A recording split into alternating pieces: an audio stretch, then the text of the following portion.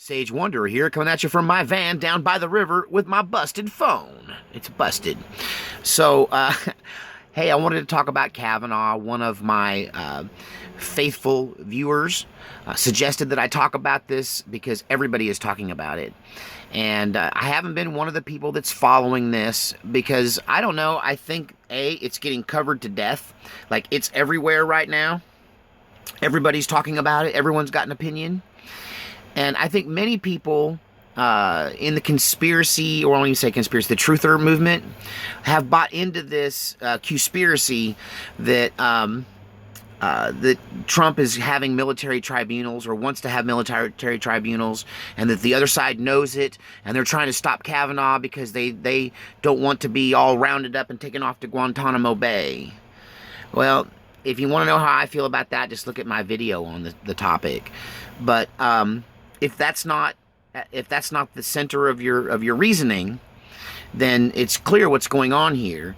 They are trying to stop Kavanagh from being seated, but it has more to do with their fear that Kavanagh will reverse Roe versus Wade. This is what the left is telling all of their activists. This is the talking point on their side. If Kavanagh gets elected, kiss your abortion rights goodbye. And I just don't think it's true. For one, it will require another lawsuit over abortion. And since the longer a ruling in case law stands, the more times that it's challenged and the more time that has passed, the stronger the previous rulings become, until something like Roe versus Wade is more than likely completely unturnable. You know, it's impossible to turn it over.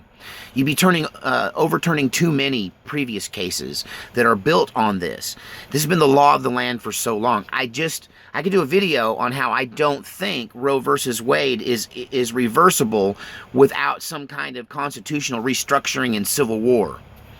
How's that? But that's what the left is scared to death of. They're scared that Kavanaugh is the tipping point, and everyone wants to make abortion illegal. And I really think that the issue of the Second Amendment and the First Amendment and the Fourth Amendment and the Seventh Amendment are probably bigger arguments right now than the argument, the old tired argument over abortion. I'm not saying I'm pro-abortion. I'm just saying I've read the Constitution inside out, upside down, and backwards. You're talking to a guy that's read the Federalist Papers. I've listened to the discussion between the Founding Fathers as they made and built every one of these ideas that they based the Constitution and the Bill of Rights on. And there's no way that you can tell a woman what she can do with her body without telling me what I can do with my body. For instance, telling me I have to have the prostate examination, telling me I must take the government medicine, telling me I cannot be a smoker because it's taken down the whole medical system. That this is empowering. It's empowering the control freaks, quite frankly. I'm against abortion. I think women should recognize the life that's growing inside of them and want to nurture it. But at the same time, I'm not willing to give up my rights so that I can infringe upon hers. Many of you will disagree, but I don't believe Kavanaugh's the hinge pin in anything. I don't think that ruling's going anywhere. I don't think Kavanaugh's got the power or the desire or the will, quite frankly, to want to try to have this overturned. I don't think he's ready to die on that hill. And I think that's why it hasn't been turned over before. It's not because of the balance of the judges, really. Our governor that's running for office here in Oregon as the Republican, Newt Bueller, you know, he's pro-choice, he's pro-gay rights, but he's still a Republican. Really, honestly, the only thing that makes you Republican anymore is the Second Amendment in so many times. That there's even Republicans that won't stand up for the Second Amendment. Republicans. But my point being is that this is not a world where I think the majority wants to change the laws concerning abortion. Now, could it affect things like late-term abortions? Could it affect things like partial birth abortion? Yeah, having a conservative, compassionate SCOTUS could definitely, change people's powers and abilities to perform procedures on babies once they are viable and can survive apart from their mother. So, yeah, however you fall on that, it doesn't matter. This is the fear-mongering that's coming from the other side. This is what they're motivated by. I don't think they're quaking in their boots that he's going to turn them over to a military tribunal. I just really think that this is all about the left panicking that they're going to lose the abortion battle. And I think it's just fear-mongering, trying to rattle up the whole purpose of all of this. Bringing this woman forward when she didn't want to come forward. She wanted to do this privately. She didn't want to be paraded out there, according to her own statements.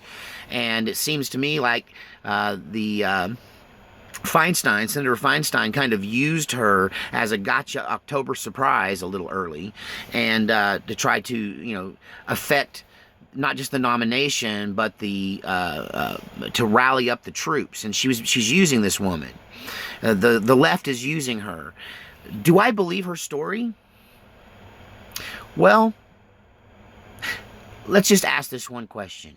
Had she gone down to the local police station and told a police officer, and made a statement in 1982 or 83, she doesn't remember when it happened, but whatever year, in the early 80s, and said, I was at a daytime party drinking with a bunch of boys, and they asked me to go upstairs to the bedroom, and when they did, one of them pushed me down on the bed and held me down, and then I won't tell you the rest, did what he did, and I would like to press charges.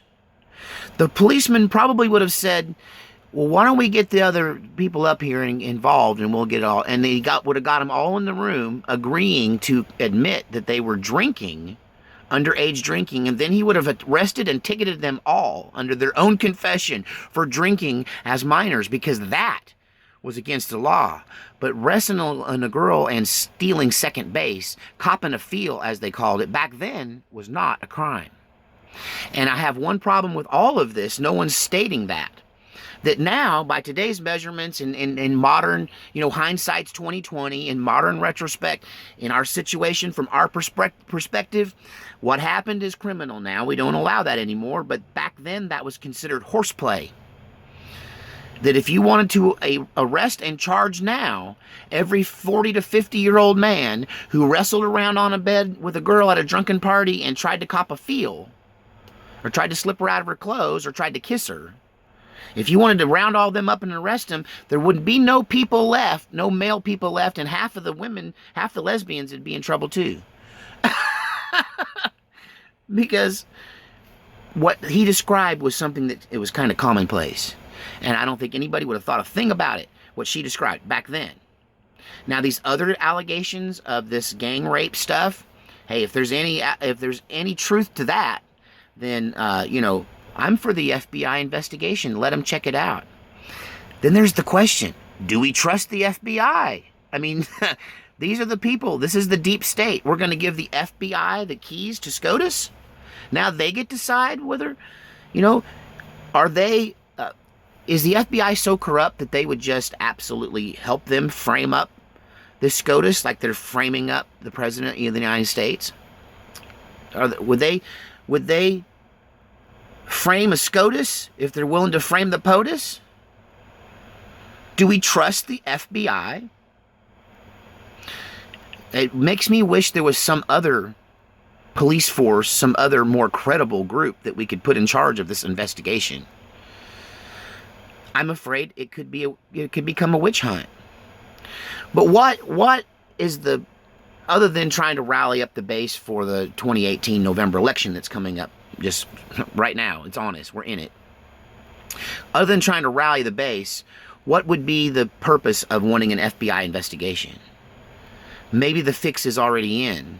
Maybe the FBI is already prepared to make up all kinds of evidence and present false evidence against this nomination. Is that how much the FBI hates the President of the United States?